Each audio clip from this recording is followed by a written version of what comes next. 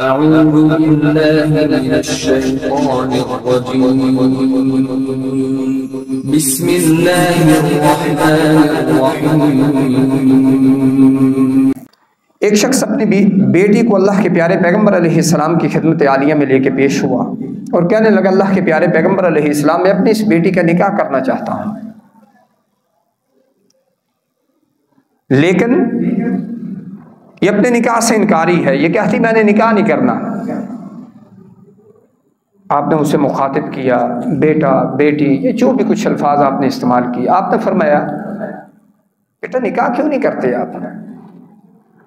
कहने लगी, अल्लाह के प्यारे पैगम्बर अलैहिस्सलाम, मैं निकाह इसलिए नहीं कर रही कि मुझे अपने खामन के हकूक़ का इल्म नहीं है।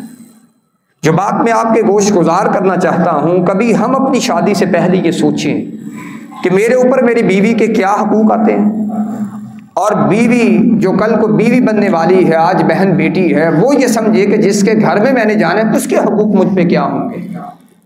ये हमारी तरबियत का फुकदान है। आपने फरमाया निकाह करो, अल्लाह खैर फरमा देगा। फरमाने लगी, मैं निकाह कर लेती हूँ, लेकिन मुझे मेरे हकूक़ बताइए। आपने एक ही जुमला कहा और यूं कह लें कि खिदमत की और उसकी इताअत की, फरमाबरदारी की पूरी बुनियाद को बयान कर दिया। आपने फरमाया, अगर तेरे खामन के जिस्म पे सर से लेकर पांव तक जख्म हो, उन जख्मों के अंदर पीप और कचलाऊ हो, तो उस कचलाऊ को अपनी जुबान से सिर्फ साफ नहीं करती बल्कि उसको निगल लेती है, तब भी अपने खामन की इताअत का हक अदा नहीं कर सकती।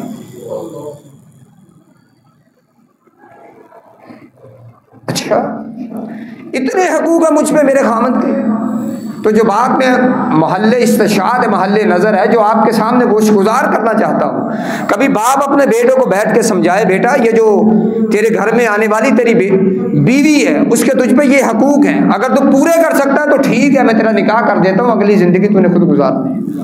और अगर वालिदा अपनी बेटी को ये समझाए और सिखाए कि बेटी तेरे खामन के तुझ पे ये हकूक़ है, दर्सगाहें तरबियत गाहें अपनी जिम्मेदारी अदा करने से कासिर रह चुकी हैं, जिसकी वजह से माशरे के अंदर अनारकी फैली हुई है।